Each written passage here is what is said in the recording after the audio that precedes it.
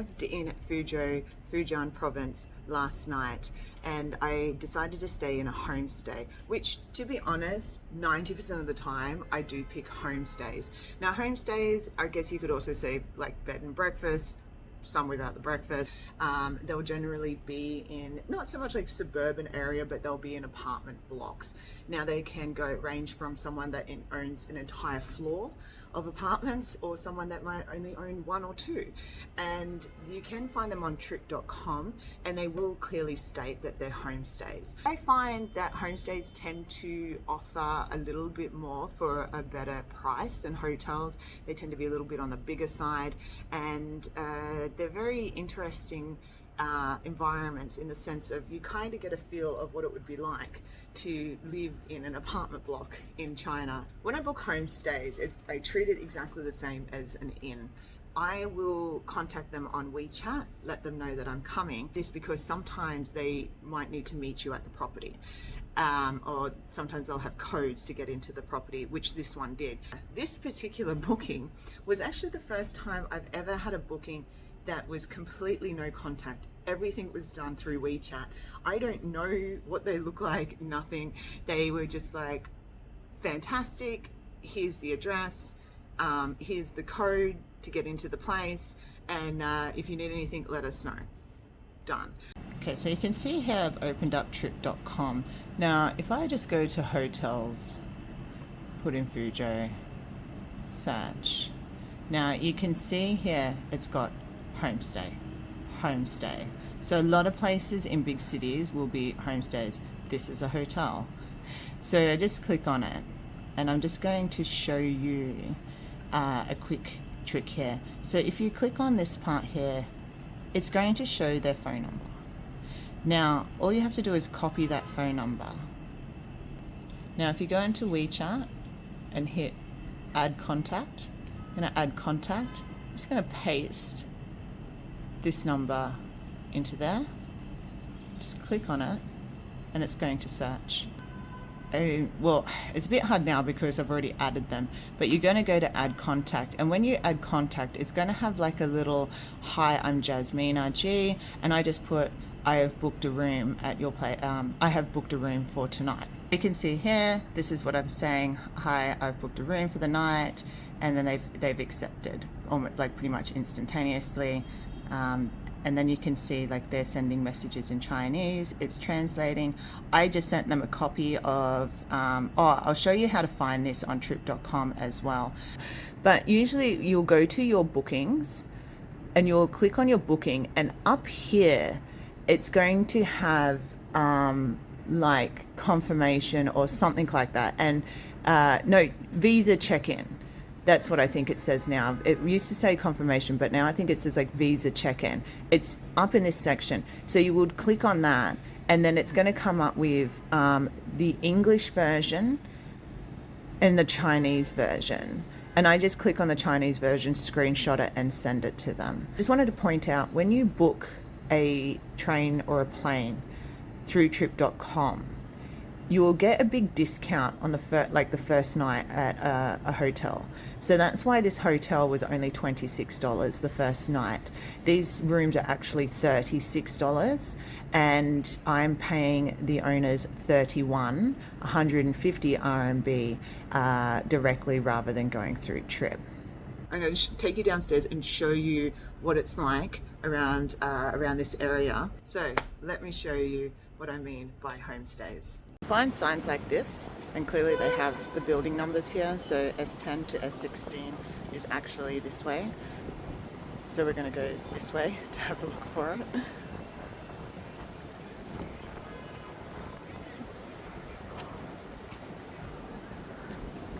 And you can see, I believe they're called communities.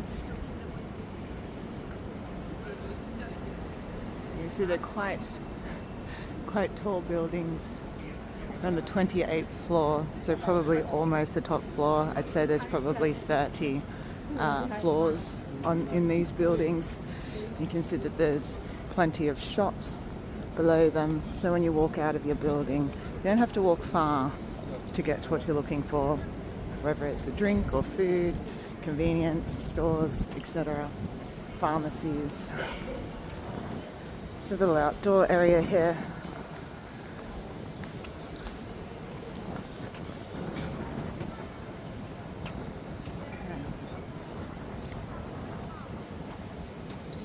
So this is S10. You can clearly see that this is the S10 building.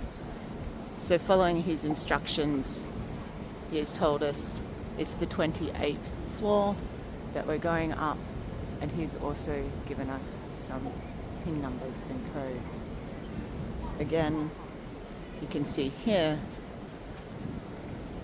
there's plenty of signage, and not only is it in Chinese, but it is also in English.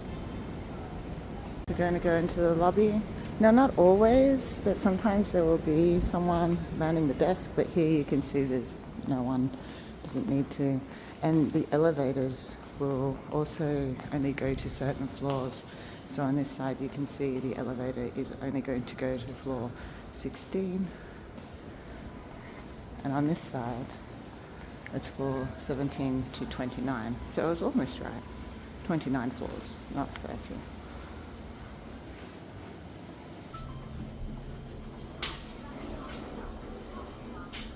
Okay, so 28th floor, and just like a hotel building, it's going to tell you which room numbers are which way. So we are down this way.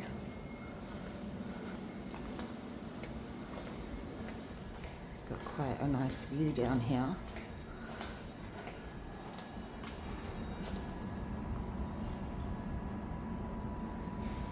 And this is another thing, obviously, smoking is still very much a thing in China, and you will see ashtrays everywhere. So this is the doors, and these are the locks that you'll have. So the code that he's giving me, I'm going to put in.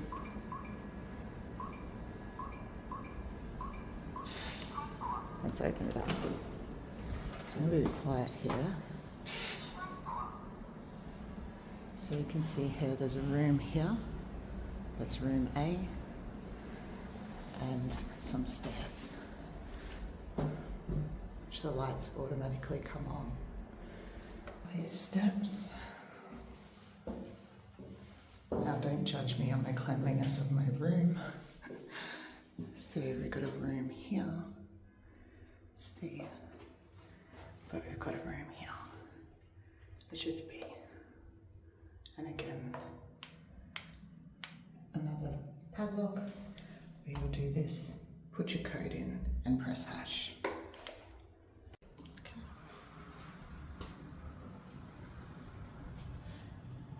So let me show you the room. So you got your bed here. Obviously I have been staying here the last couple of nights, so it's a little bit on the messier side. You've got a seating area over here. I have done some laundry, so I've hung it out. You've got an AC up here, which works amazingly. And even if, say, you need to, you can plug that in and rent a battery. So you've got Fuzhou over there. You can see we've got a view of the temples. There's plenty of storage in these places. These are cabinets, they actually open out. There's nothing in there. And then you can see that it's got like a little faux kitchen. Now, there's no stovetop to cook as such. I wouldn't recommend cooking in China. You don't need to. Food is very, very affordable. Now, so some hotels are going to have towels. Some are going to have these. These are actually disposable towels in here, believe it or not. It's a full-size bath towel. They're not that bad. You will always get water every day, at least a minimum of 2 bottles of water. They'll always drop these off. Now, this is also very common. Most places will always have, if they have their own washing machine, they will have some sort of detergent. Now, this is the first time I've ever had a full-size bottle of detergent. Usually it's like little packets that you rip open. And also, if the hotel has a guest laundry, every place I've gone to has a detergent available for you to use. Just standard, it's very new, it's modern enough. They do get a bit tiny sometimes, the bathrooms in China. So this is another thing that they will also supply. So these guys are supplying the toothbrushes, and you can see that they come with the toothpaste, and this one is a comb. So this is probably the bare minimum, in the sense a lot of other places will supply razors, sanitary kits, shower caps, anything you need. Another sanitary thing that they also supply is disposable toilet seat covers, if that's something that you want to do. So what a homestay is, they do vary depending, like some they'll have an entire floor that they own, and they'll also have like a service, like a counter on that floor. And then you'll get places like this where it's completely no contact and it's all done through WeChat. So a lot of these are exits, and there was one up here, and then I was trying to work it out. These lovely people here were trying to work it out too, and they talked to the security guy, and they're like, oh, so they were like, come on, 15 meters down this way. So I've just been following them. I look like I'm a part of their group. And people in China are so nice.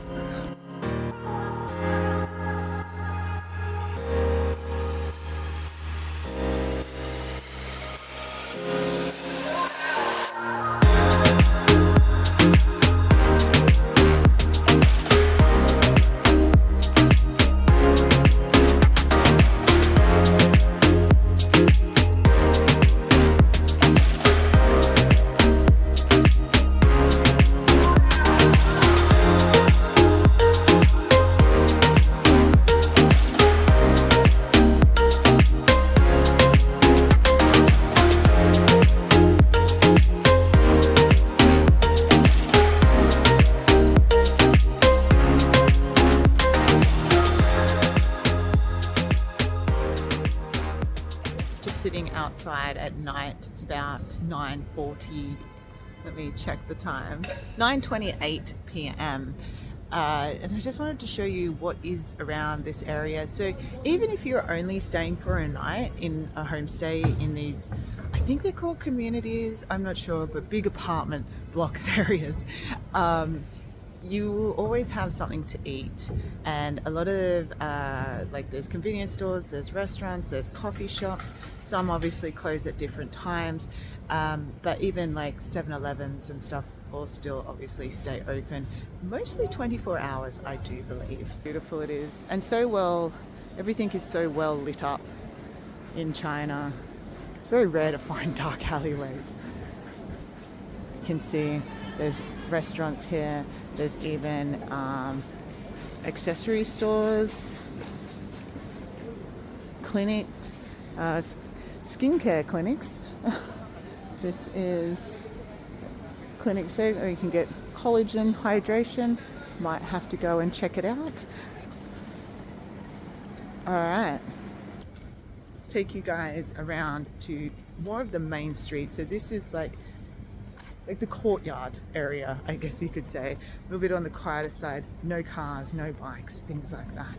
But when we get around to the other side, it's actually more of a main road, and there's a mall on the other side of the road opposite these buildings. Yep. So clearly this is a drop-off zone for like online booking cars or taxis, and that's just a bit of a safety issue, I guess, and also keeps the traffic flowing. We will go and check out this mall. So these barriers are here is to stop bikes coming into here. So you can see that this is more just for pedestrian traffic, no bikes here. And again,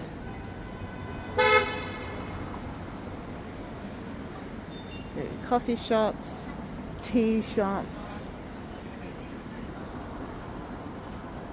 and this goes on and on and on. I wanted to show you guys because I knew I'm not going to get a chance to actually put it on my live stream, just because it's too much of a small area to broadcast from. So this is a luxury mall in China. You have all your luxury brands such as obviously Louis Vuitton, Cartier, there's Chanel in there, there's, I don't know, there's every luxury brand you can think of. I'm not a luxury brand person, clearly. Shops like this, like, I like to walk through them because they are very beautiful, the way that they're laid out, and they're just, I don't know, they've got a nice feeling. But obviously I don't shop in there. I'm not going to go in there and film. I don't want to stand out any more than I do when I walk through there. I'm pretty sure they're like, she's not rich. And to be honest, I think if I had the money, I probably wouldn't buy any of this anyway. I like looking at it. So let me show you, as I was saying, that stores in China have very good marketing. Well, it's very clever how they market to get people to come in or promote their place on Instagram. So I just wanted to show you that malls do it as well, and we do it on a much grander scale. Yes. What is this? I don't know. I'm as surprised as you guys. It definitely made me walk over and see what is going on. Sometimes you don't need to know the full extent of it. Sometimes you just want to go and check it out and enjoy it for what it is. So let's go check it out.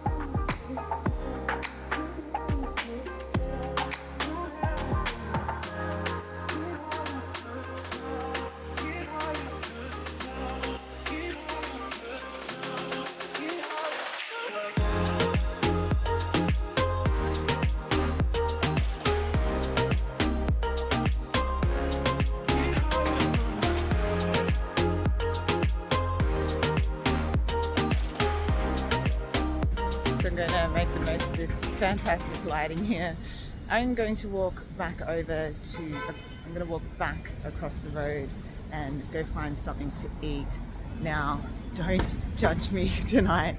I'm not overly hungry, so I think I'm just going to get something from 7-Eleven and quite possibly a coffee. It's so bad. I know. I need to stop drinking coffee like this.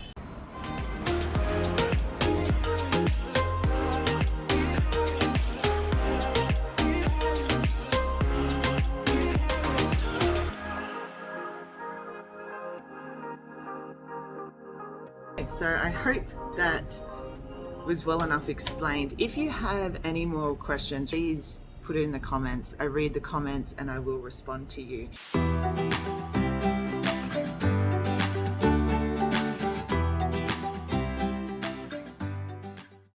Oriental jasmine. Very far from Oriental.